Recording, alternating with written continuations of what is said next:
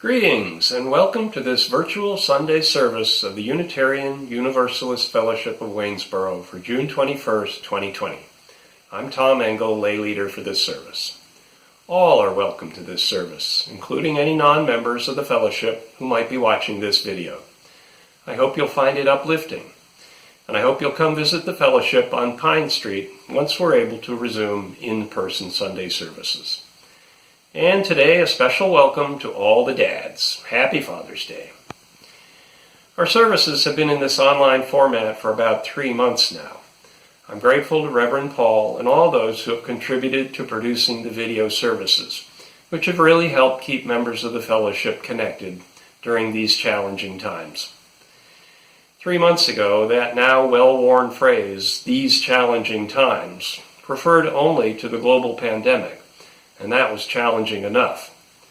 Now the phrase also encompasses the economic catastrophe resulting from the pandemic and a nationwide uprising against police brutality and racial injustice. And all this at a time of continuing political polarization and as we head into what will likely be a very ugly presidential campaign. Our nation and society are upended, and one has to be a die-hard optimist to think things will get better before they get even worse. But UUs are a fairly optimistic lot, and we know that these times challenge us to live our Unitarian Universalist values, to do what we can to heal and unify a troubled world. I hope this service helps us reaffirm our belief in the inherent worth and dignity of every person, our insistence on justice, equity, and compassion in human relations, and our goal of a world community with peace, liberty, and justice for all. Now, as we move into today's service, some words of welcome that seem suited to these times. They're entitled, "Surrender to This Life," and were written by Reverend Gretchen Haley, a UU minister in Fort Collins, Colorado. Give up the fight for some other moment, some other life than here and now. Give up the longing for some other world, the wishing for other choices to make, other songs to sing, other bodies, other ages, other countries, other stakes. Purge the past, forgive the future, for each come too soon.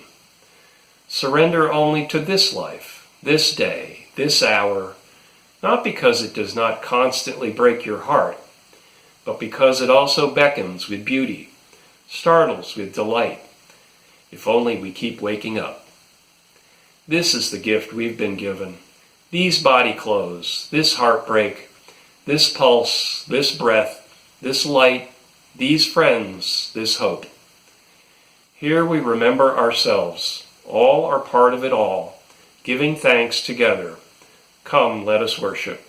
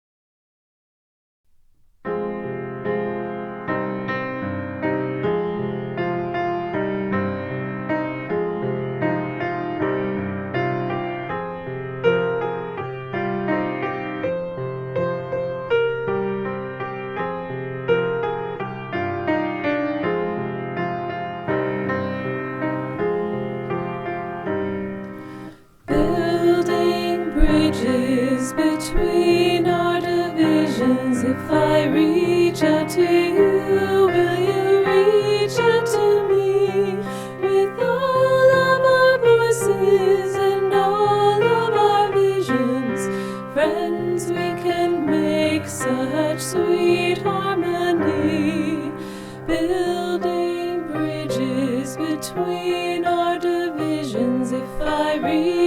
to you? Will you reach out to me with all of our voices and all of our visions?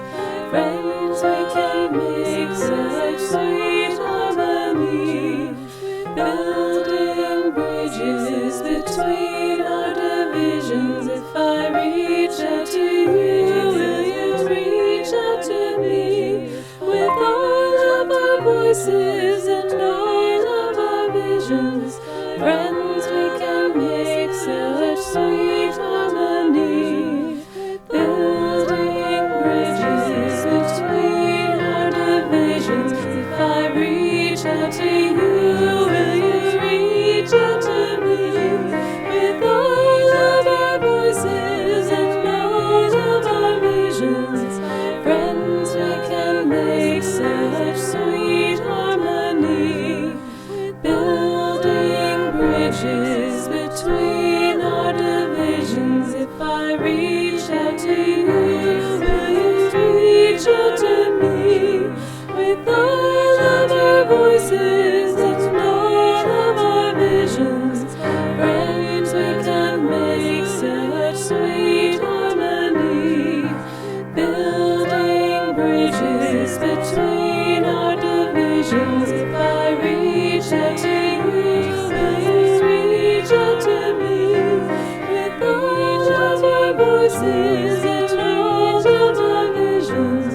Friends, we can make such sweet harmony, building bridges between our divisions. If I reach out to you, will you reach out to me with all of our voices and all of our visions?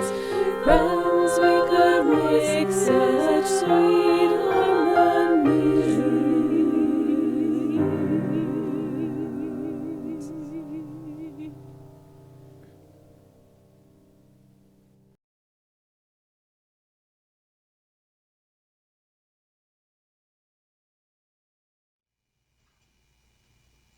Our words of prayer this morning are by Jennifer Jo Van Roo.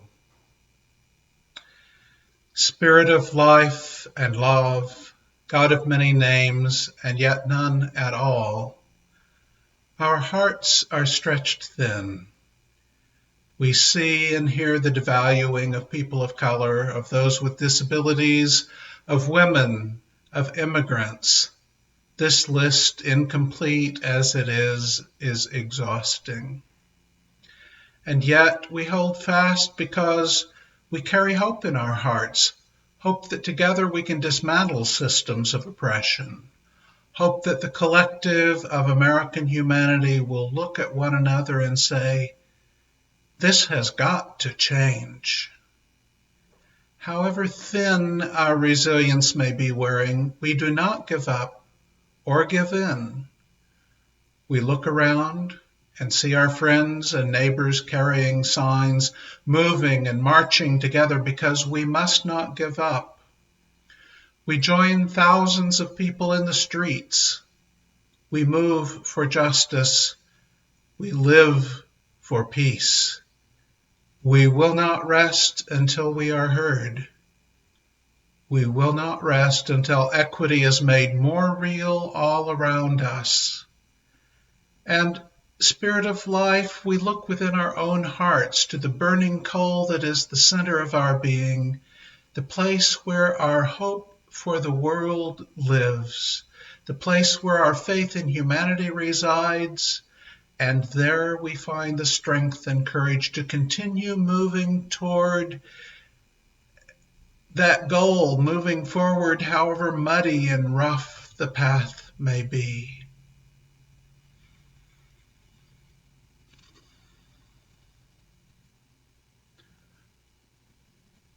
We are a community of caring, sharing our joys and sorrows with each other. This week, no joys or sorrows were sent to me to be shared in this service.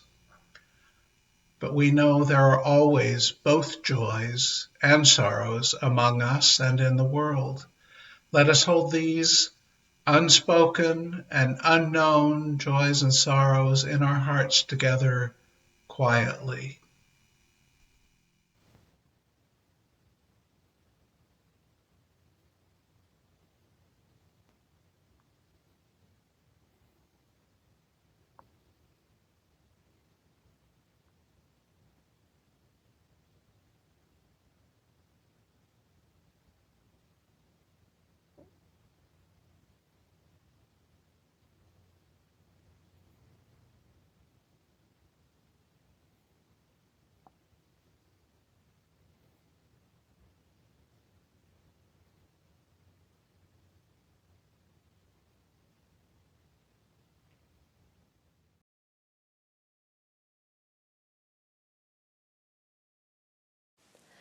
There is more love somewhere.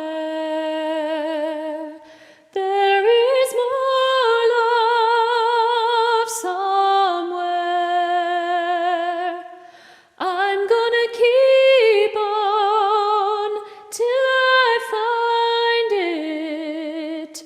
There is more love somewhere. There is more hope somewhere.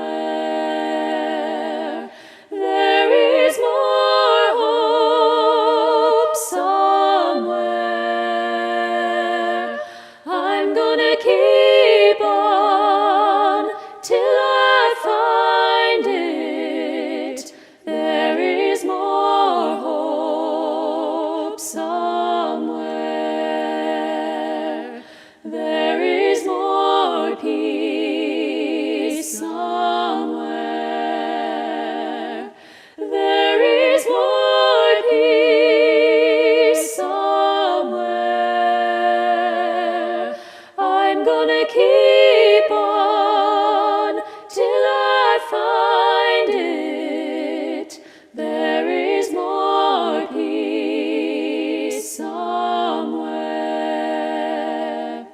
There is more joy somewhere. There is more joy somewhere. I'm gonna keep on till I find it. There is more joy somewhere.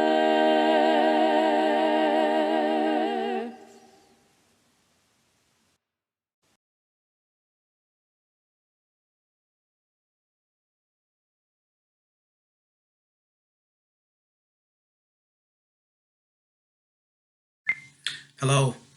I want to talk to you a little bit today, folks, about the significance of Juneteenth and what it means to celebrate it today. September 22nd, 1862, President Abraham Lincoln issues the Emancipation Proclamation. The Emancipation Proclamation does not go into effect until January 1st of 1863. President Lincoln has decided that in order for the Union to be preserved, that he must weaken the South and strengthen the Union. And in order to do that, he immediately, through the Emancipation Proclamation, sets free 50,000 enslaved Africans. Now that is a drop in the bucket to the 4 million slaves who are still in captivity. But nonetheless, he does so because, politically speaking, he understands that it's important to garner more troops, those Africans, some of which are free and some of which who are still enslaved, to come and fight for the Union. Now, Abraham Lincoln is constrained, if you will, halted between two opinions. And he actually says this: if I could save the Union without freeing any slaves, I'd do it. If I could save the Union by freeing all of the slaves, I'd do that too. If I could save it by freeing some and leaving others alone, I would do it. So Abraham Lincoln was concerned about the Union and any means that he could use to preserve the Union, then he would. We know through the course of the Civil War, there were fights, there were skirmishes, large pockets of resistance throughout the Deep South. Galveston, Texas was not one of those states that was omitted from that stronghold, that oppressiveness of slavery. And in some cases, masters dug in even deeper against their slaves to show that even though the president of the Union has said that you all are free, you're not going to be free. You're never going to be free. You're going to continue to toil and labor for free on our plantations, in our fields, picking cotton, and basically telling the slaves that life will continue as it always had been. But on June 19th, 1865, through the collaboration of freed and enslaved Africans who fought for the Union, as a result of that proclamation going forward, the stronghold of the South was broken.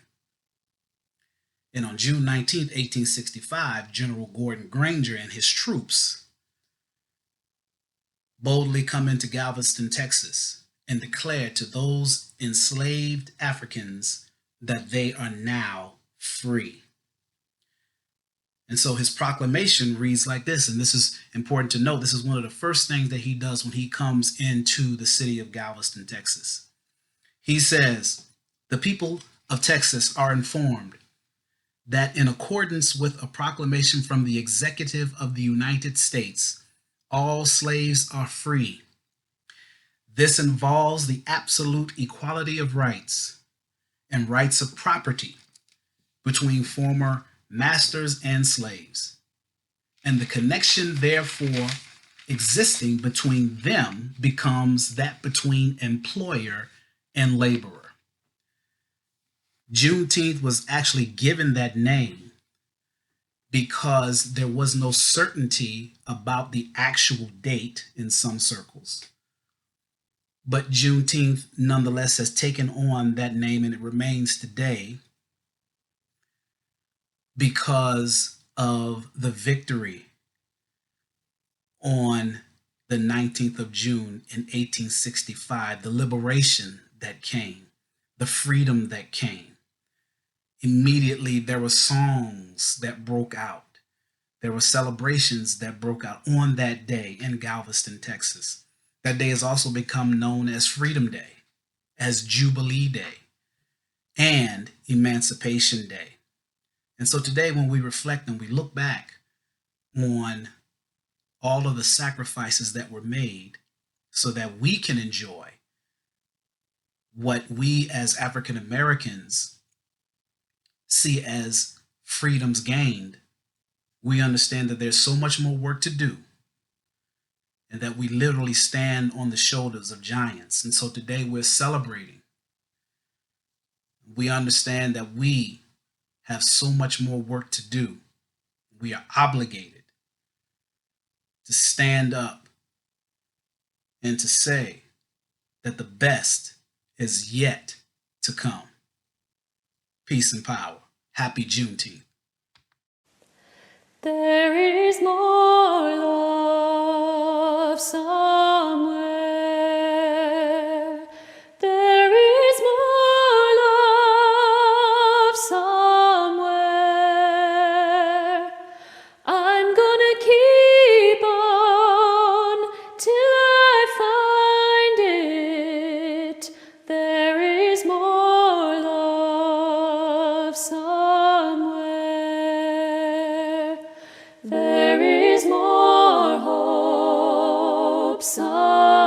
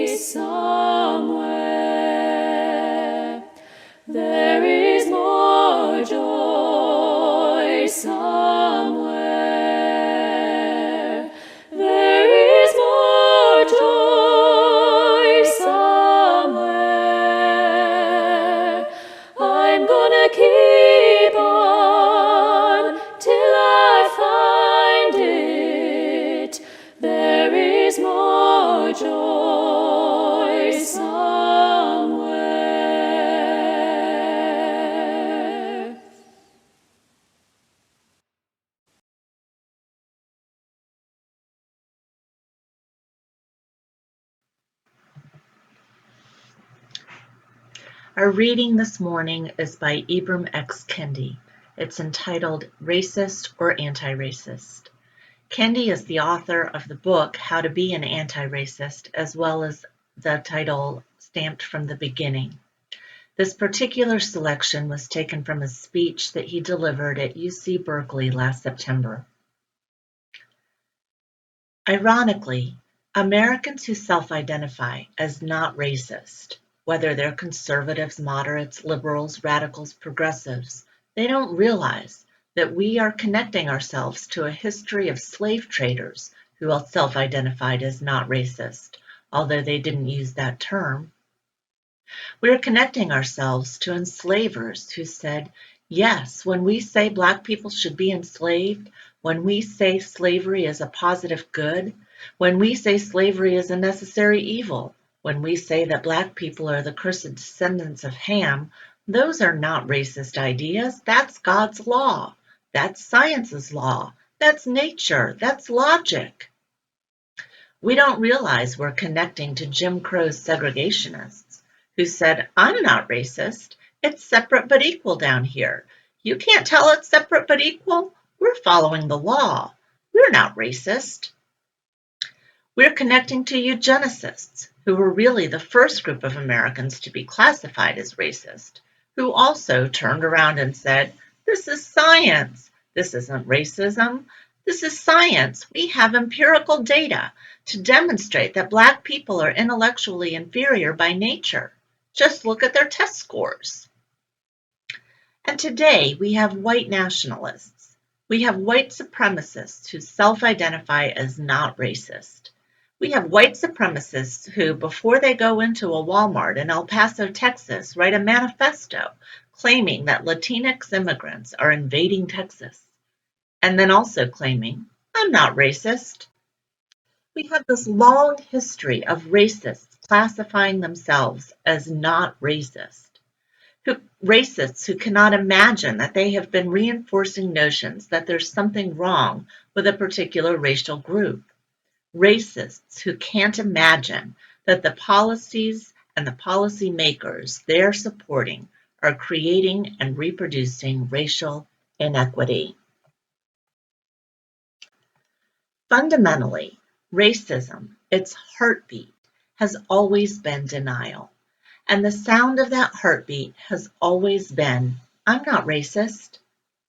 More particularly, the sound of that heartbeat has always been not racist. And so in writing How to Be an Anti-Racist, I've had one singular goal. If I could somehow shape the world, what I would hope would come out of this book is very simply, we would eradicate the term not racist from the American vocabulary. And then it would force people to recognize that they're either what? Racist or anti-racist. It would force Americans to recognize that all policies are either racist or anti-racist. All ideas are either racist or anti-racist. Then we can truly have an accounting of ourselves, of our ideas, of our policies, and of our country. Because at some point we are going to have to stop denying that we have metastatic racism. Because if you didn't already know, it is literally killing America. It is literally killing this world. The three lethal weapons that are threatening American existence and human existence are, of course, nuclear war, climate change, and bigotry.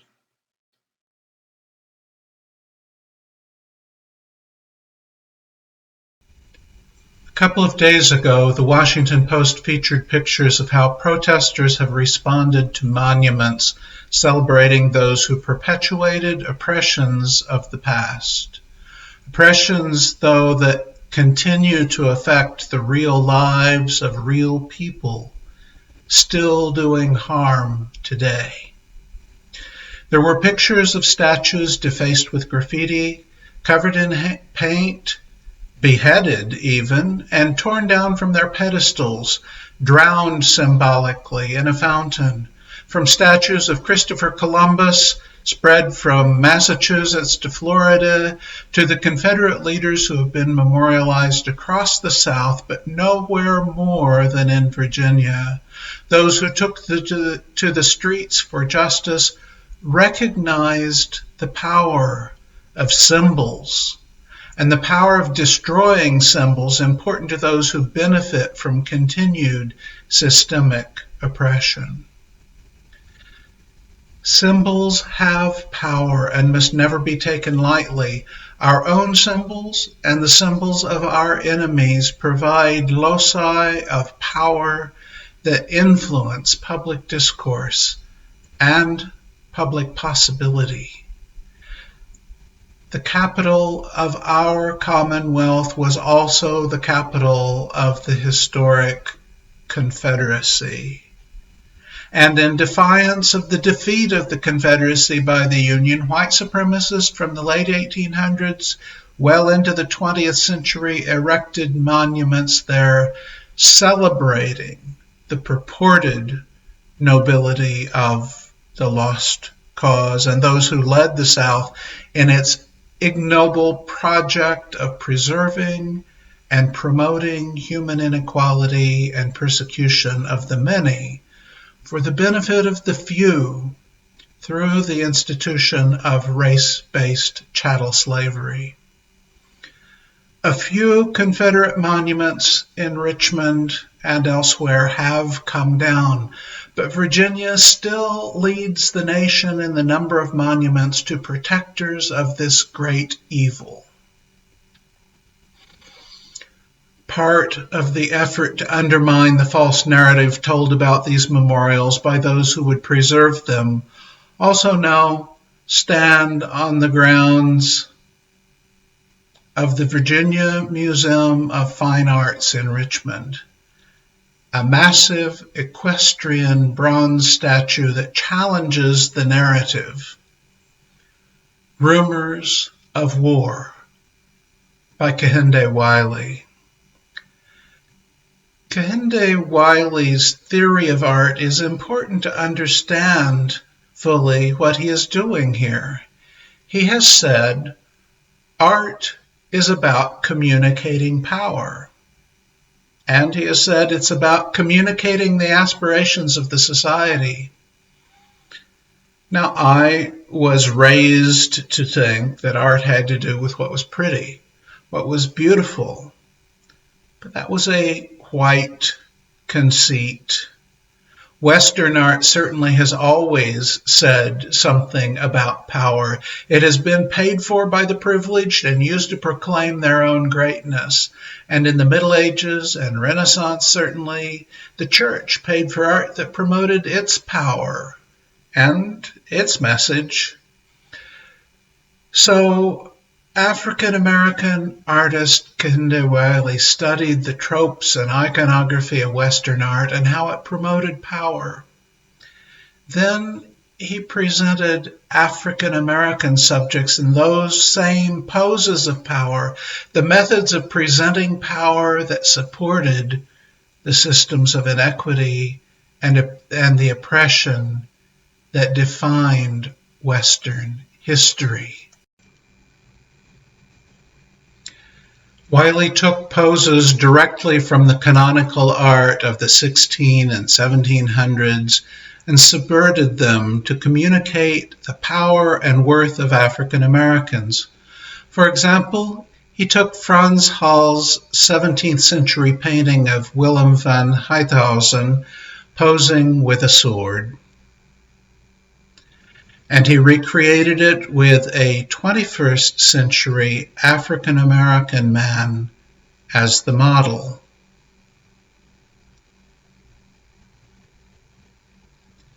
He took Jean-Bernard Restau's allegorical painting of sleep, painted in 1771,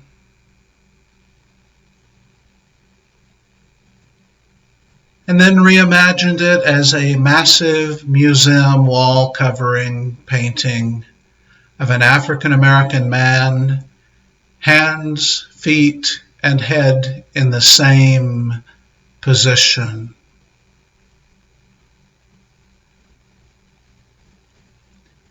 He communicated power and worth using the historic iconography and used this as a primary means of artistic communication, so it should be no surprise that he took the model of a particular Confederate monument as the basis of the pose of a truly monumental-sized bronze equestrian statue that was installed late last year in Richmond. A monumental equestrian bronze of an African-American man in hoodie and Nikes, arrayed in dreadlocks, proud and powerful, an image of equality and justice. As AJ told us earlier about Juneteenth, he said that the best is yet to come. Enslaved Americans in Galveston, Texas were forced to wait for the proclamation of their freedom to reach them and then, only then, become real. And much of American history since then has been about waiting for the right combination of resistance and changing times to allow the work and the struggle to see some of the results that were sought. A world in which all are valued and power belongs to all. We are still in the struggle. It is not complete.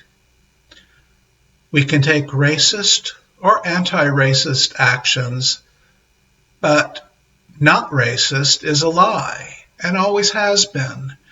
Juneteenth and Ibram X Kendi and tearing down monuments to oppression and Kehinde Wiley's monumental art celebrating Black American power and value are all steps in a process that is far from over.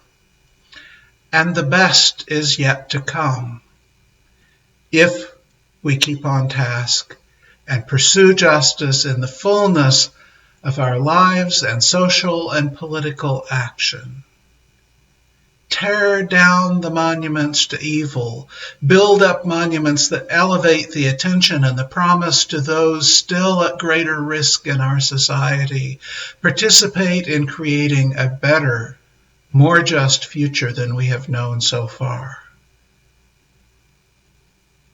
Let us go now in peace, pursuing peace through justice, tearing down idols to evils of the past, building up monuments to justice among us. Amen, and blessed be.